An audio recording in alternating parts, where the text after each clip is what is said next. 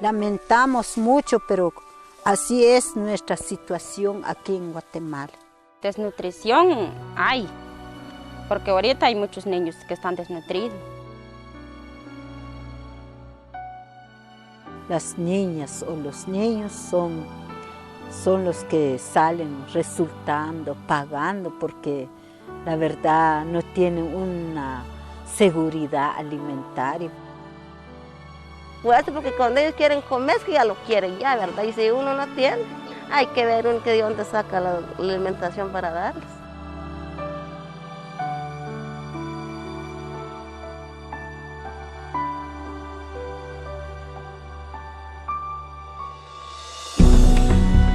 En Guatemala, según cifras oficiales, 1 de cada 2 niños menores de 5 años sufre de desnutrición crónica como consecuencia de la pobreza que padecen el 52% de los 15 millones de habitantes.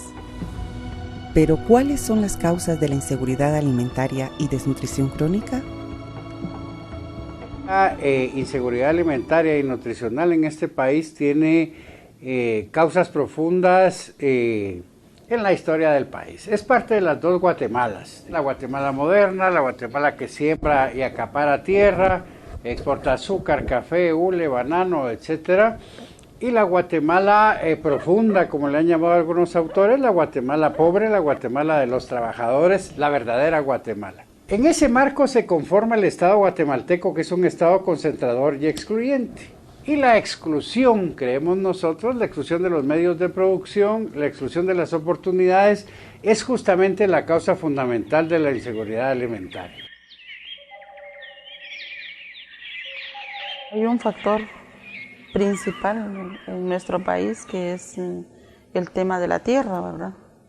Es un tema por el cual nosotras hemos estado luchando porque sabemos perfectamente que la mayoría de campesinos y campesinas, ¿verdad?, viven de la tierra.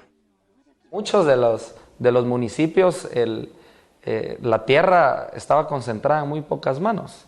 Y había un ejemplo muy claro en el cual en más o menos el 4% de la población tenía el 87% de la tierra.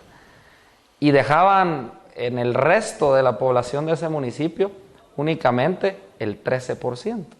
Entonces, ¿de qué forma van a lograr salir adelante si no tienen ese recurso tan importante como lo es la tierra para poder cultivar sus propios alimentos que sirvan para el autoconsumo? Si no tienen acceso a la tierra ni a los medios de producción, pues es muy difícil que la gente pueda garantizar no solo su desarrollo como personas, sino también el hecho de que no tengan lo necesario para la alimentación. Este es un problema multicausal y como tal debe de ser abordado de tal forma, o sea, de una forma integral. Ojalá fuera tan fácil que combatir el hambre fuera únicamente reunir comida y distribuirla a los lugares en donde se ha identificado que existe una falta de acceso a los alimentos, o hacer el acopio de comida y llevarlo a donde tienen hambre. Realmente esas son algunas acciones de asistencialismo que, si se hacen de una forma focalizada, pueden contribuir. El problema de la inseguridad alimentaria es un problema nacional, ¿verdad? O sea, cuando se miran los mapas tanto de vulnerabilidad por desnutrición crónica como el problema también de tierra, del acceso a la tierra, por ejemplo, en el país, o el tema propiamente de pobreza, uno los mapas los ve completos en todo el país. Fundamentalmente tiene 3 dimensiones importantes. 1 está en el área rural, 2 está en comunidades indígenas y 3 está normalmente más en mujeres y obviamente en niños. Esta situación no es de ahora, no es de este gobierno ni es del gobierno anterior.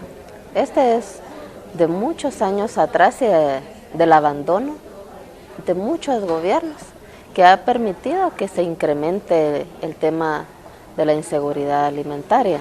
Creo que son diferentes factores y que a partir de diferentes gobiernos estos han permitido que esto suceda. No solo el índice, el incremento de la desnutrición, sino que de la mano con el incremento de la pobreza. Un factor importante es la no implementación de políticas públicas adecuadas, la inversión en el campo, la inversión en el desarrollo rural, que ha sido fundamental. Entonces tenemos una desigualdad profunda y eso tiene que ver entonces porque el ciudadano guatemalteco, la ciudadana guatemalteca nunca ha sido sujeto de derechos. Y cuando no es sujeto de derechos, no tiene derecho a la tierra, no tiene derecho al crédito, no tiene derecho a la tecnología, a la educación, a la salud, al respeto, a la participación. Se le vedan un sinfín de derechos. Son derechos que están planteados tanto en la Constitución y los mismos acuerdos de paz recogen esto. Sin embargo, pues cuando vamos a las comunidades, cuando estamos con la gente, nos damos cuenta de que eso es muy difícil. Este tema de la exclusión y alguna de sus causas, la desnutrición crónica, aguda, etcétera, han generado en Guatemala no solo una cuestión de enfermedad física. No se trata solo de que la gente tiene problemas en su desarrollo biológico, eso traspasa y tiene consecuencias muy graves en su desarrollo intelectual por un lado, pero en el otro tiene consecuencias muy graves en una actitud de sumisión.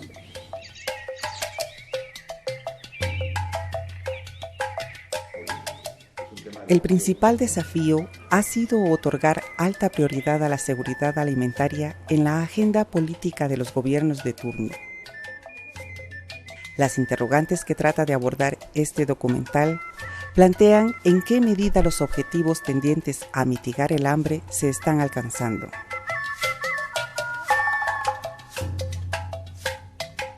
Si nosotros demandamos al Estado que se vea a la población como sujetos de derechos, debemos de saber que las mujeres son depositarias de derechos, tal como cualquier otro en la sociedad.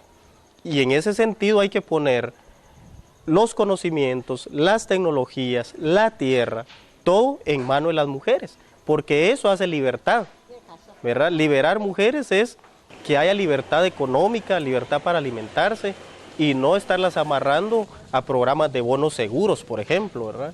Pues justamente esa es una de las principales demandas que nosotras tenemos, ¿verdad? Porque las mujeres en el campo, en el área rural, aparte de hacer todo el trabajo de la casa, el cuidado de los hijos, aparte de eso, las mujeres trabajan en la tierra, ¿verdad?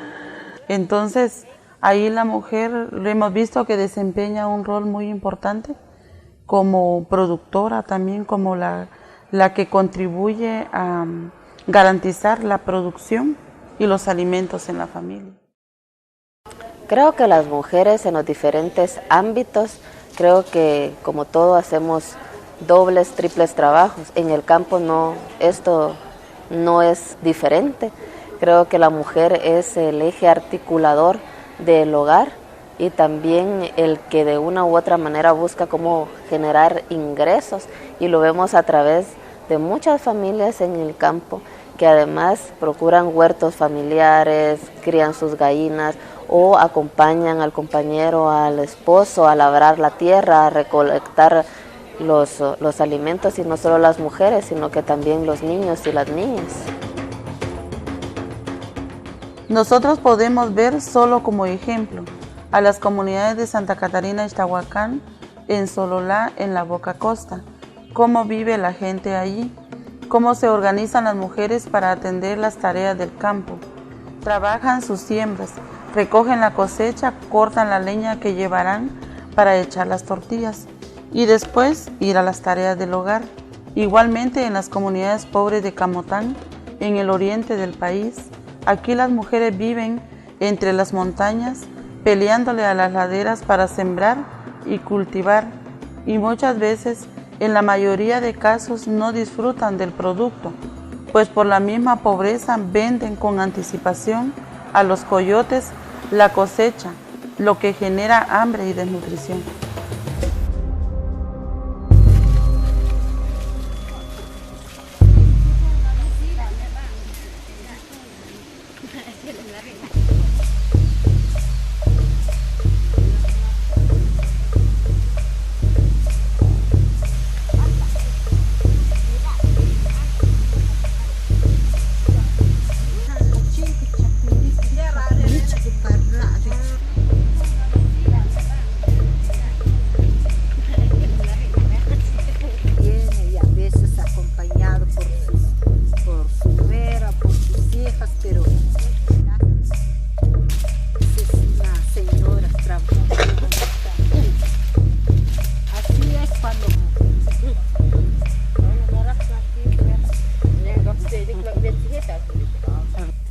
gracias a ustedes por el aporte que ustedes dan con doña Manuela, vienen a ayudar a limpiar su terreno, a ver cómo está el cultivo de ella, pero la verdad es que ella necesita el apoyo de ustedes, tanto como doña Manuela necesita de ustedes, tanto ustedes como ella es compañera de ustedes.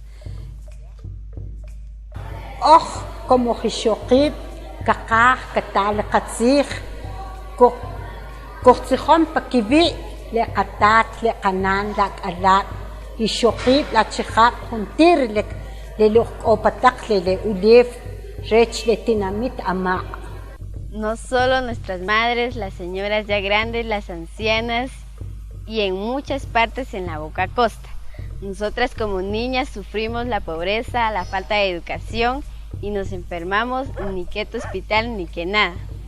Imagínense, por eso los niños están muriendo de hambre y el gobierno, bien gracias. Desde niñas hemos trabajado acompañando a nuestras mamás, trabajando la tierra, sembrando algo para poder comer. Pero esto no nos saca de la pobreza. Cada día la vida se pone más dura y no vemos en que llegue la ayuda para nosotras. Es un pecado que no haya protección para las mujeres y niñas. Es en la mujer, digamos, como eje familiar, en donde recaen no solo los problemas del hambre como problema, sino las posibilidades de encontrarle solución, allá desesperadamente buscando el mercado, etcétera, sembrando pequeñas cosas en la casa cuando hay tierra, en fin, intentando obtener otros ingresos. Ahora, a nosotros nos parece que es un momento clave en Guatemala para dos cuestiones. Una, la organización, y dos, la participación política. Naciones Unidas planteó en 1996 reducir a la mitad para el 2015 la cantidad de niños subnutridos, la extrema pobreza y el hambre como parte de las metas del milenio. El presidente del Brasil, junto al presidente guatemalteco Óscar Berché, propusieron en el 2005 erradicar completamente el hambre al año 2025. Sin embargo, gobiernos van, gobiernos vienen y el flagelo se agudiza y todo queda en buenas intenciones. Y en el país, niños y niñas se mueren de hambre. Este tema no pasa únicamente por la disponibilidad de alimentos. Aquí sabemos que no solo en Guatemala, sino en el mundo existen suficientes alimentos para alimentar a toda la población. Así que el tema es político.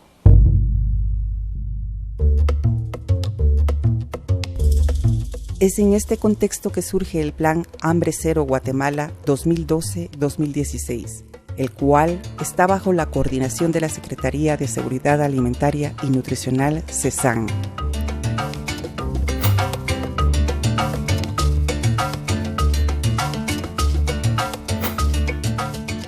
La estrategia de Hambre Cero pretende enfrentar de manera decidida el flagelo de la desnutrición crónica dentro del amplio concepto de la seguridad alimentaria nutricional.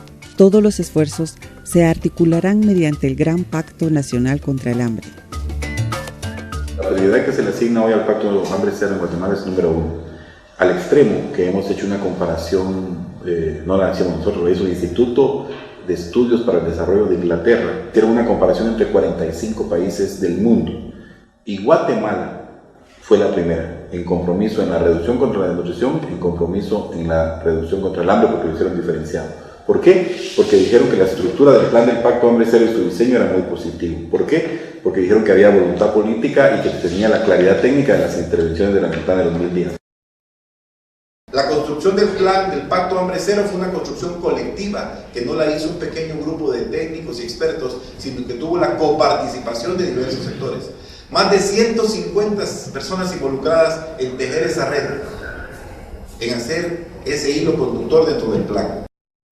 El Plan Hambre Cero para nosotros es un decálogo de buenas intenciones. ¿Por qué un decálogo de buenas intenciones? Porque el Estado no tiene capacidad de llevarlo a la práctica. Por ejemplo, el sistema de crédito. Este no ha arrancado. Estamos a 30 meses de que este gobierno termine, es decir, a tiempo muy corto, queda muy poco tiempo, y no ha arrancado el sistema de crédito agrícola. En el caso del acceso a la tierra, este año, por ejemplo, el Fondo de Tierras, este año y el año anterior, el Fondo de Tierras no otorgó ni una sola finca. Luego tampoco el sistema de poscosecha del que he hablado se ha echado a andar. Entonces, hambre cero y la ventana de los 1000 días se reducen a lo que ya hablábamos, a las transferencias condicionadas y a algunas raciones alimentarias. Voluntad política, presupuesto, monitoreo y evaluación. En esa fase de monitoreo y evaluación pueden coparticipar entidades como Congeco, por supuesto. El Plan Hambre Cero es un documento muy bien articulado. Sin embargo, en la práctica ha dejado mucho que desear. No ha podido coordinar con los diferentes ministerios y secretarías la efectiva implementación e inversión. Prueba de ello es que el Ministerio de Agricultura, que tiene su parte en el Plan Hambre Cero, no ejecuta. No se ven que esto logre disminuir los índices de desnutrición. Por el contrario, cada vez se ve más incrementado este número de niños y niñas desnutridos. Yo creo que hasta el momento que se responsabilice al Estado por el cumplimiento de los derechos que nos reconoce nuestra Constitución, no vamos a avanzar. O sea, es un tema bastante complejo. Y es por ello que es importante reconocer que es una violación al derecho a la alimentación. Muchos de los programas que actualmente son parte del Plan Hambre Cero y que son una parte pues bastante importante de algunos ministerios. ¿Y por qué? Puedo mencionar algunos. Hablaba ya de la bolsa segura y puedo mencionar también al bono seguro, que también tiene su componente dentro del Plan Hambre Cero y de lucha a la desnutrición, y es que no tienen mecanismos de entrada, permanencia y salida. Entonces se convierten en instrumentos que van a perpetuar el círculo vicioso de la pobreza. ¿Por qué? Porque son solo asistencialistas. Pues justamente por la dinámica de los programas creemos que son programas que van al fracaso, porque la demanda de la población, sobre todo de la población organizada, la demanda es acceso a la tierra, acceso a los medios de producción, porque la gente puede trabajar, la gente sabe producir sus alimentos, mujeres y hombres. Entonces, ¿qué sucede con estos programas? Que le llevan de comer a la gente un día, en un día se termina esa comida, ¿y cómo pueden garantizar el seguimiento? Entonces, la demanda nuestra es los medios de producción para que la gente pueda garantizar la comida, no solo de un día, sino de toda una vida.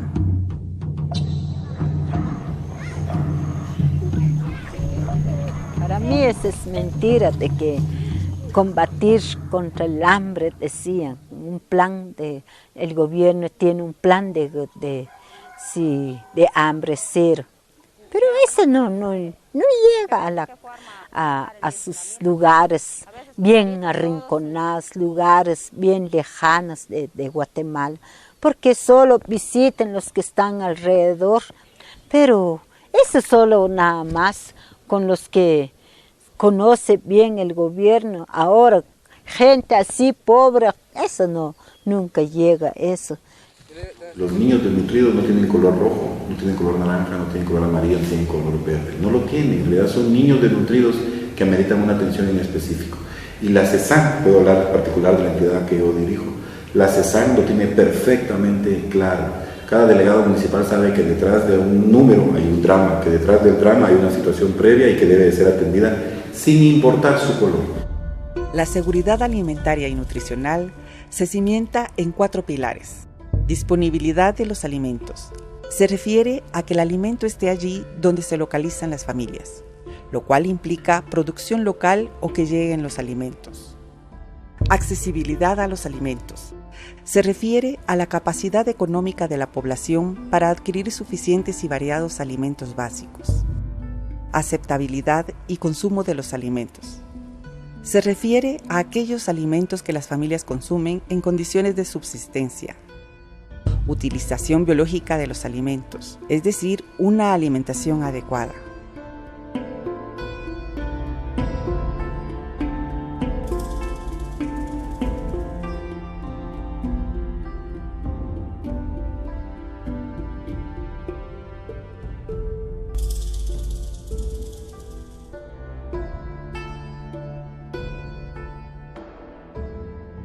Tenemos que tomar en cuenta que el tema de la pobreza y la seguridad alimentaria en el país van de la mano con la falta de acceso a tierra, y es por ello que desde CONGECOP damos acompañamiento a diferentes organizaciones para el fortalecimiento de las propuestas y las demandas que ya en varias ocasiones se han manifestado. Una de ellas es mejorar el incremento al presupuesto del Ministerio de Agricultura con énfasis en seguridad alimentaria, el tema del desarrollo rural en el país, cómo hacer cambios tangibles para que vayan en beneficio de las poblaciones más vulnerables.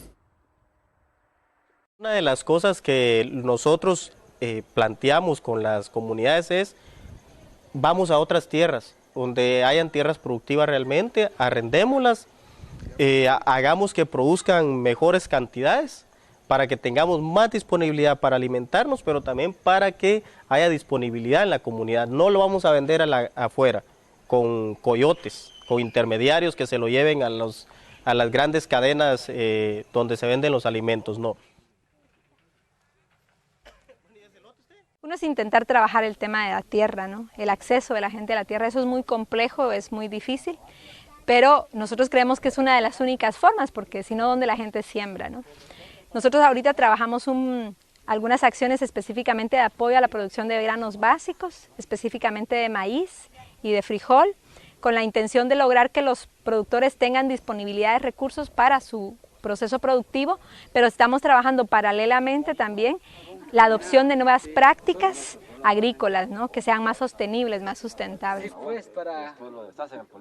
Nosotros hablamos del buen vivir, es porque tenemos que rescatar todo lo nuestro, toda la madre tierra, que estemos bien consigo mismo y con todas las demás personas, por ejemplo, con niños, con madres, hombres, toda la sociedad, que vivamos un buen vivir, pero no es solo plasmado en papeles, sino que hay que vivir la realidad en las comunidades. Tenemos que producir lo nuestro, tenemos que rescatar nuestras semillas nativas, no con semillas transgénicas.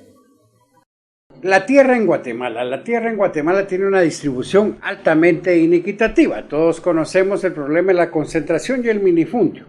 Nuestra propuesta va hacia revertir esa situación y creemos que se puede revertir de dos formas centrales. Una, con acceso de las comunidades campesinas a tierra productiva. Pero dos, reforzando esa tesis que se transforma realmente en una tesis central en este momento en Guatemala, es el acceso de las mujeres a tierra productiva. ¿Por qué de las mujeres? Las razones son varias, pero mencionaré nada más algunas. La mujer tiene una alta capacidad de administración, tiene alto dominio del mercado y ha demostrado una enorme capacidad productiva. Como mujeres rurales, nosotras tenemos varios planteamientos, pero uno fundamentalmente es el planteamiento que tenemos, es el acceso de las mujeres a la tierra. Estamos conscientes de que ese es un derecho y que consideramos que el gobierno debe de plantearse una buena estrategia para que las mujeres también podamos acceder a la tierra y garantizar de esa manera la alimentación y un desarrollo rural que queremos en Guatemala.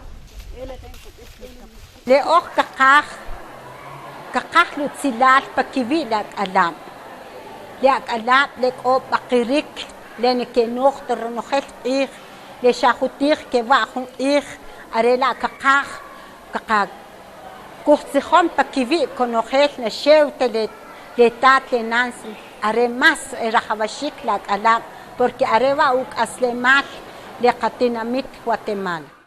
La democratización económica y social de este país. Ese debe ser el rumbo social, ese debe ser el rumbo político. Ese debe ser el rumbo del Estado. ¿Por qué una democratización económica, social y política? Eso va a permitir la ampliación de la dirección del organismo de Estado, que incluya a los pueblos que viven en este país, que incluya a las mujeres, que incluya a los sectores sociales que hacemos vida política en este país. Pero esa democratización también debe significar el fin del hambre, el fin de la desnutrición, el fin de la pobreza. Por eso hay que trabajar y para eso necesitamos organizarnos, acumular fuerza social y asumir las determinaciones que este país necesita. ¿Por qué sufrimos hambre, miseria? Si tenemos recursos naturales, hay con qué sobrevivir. ¿Y por qué decimos que somos pobres? Si nosotros tenemos de todo, aquí en la madre naturaleza no nos hace falta nada, porque sin agua no podemos vivir, sin aire no podemos vivir, pero tenemos todo, qué rico. Aquí podemos jalar aire puro. Aquí vemos toda la montaña, toda la riqueza de la tierra, de la madre naturaleza. Podemos sobrevivir.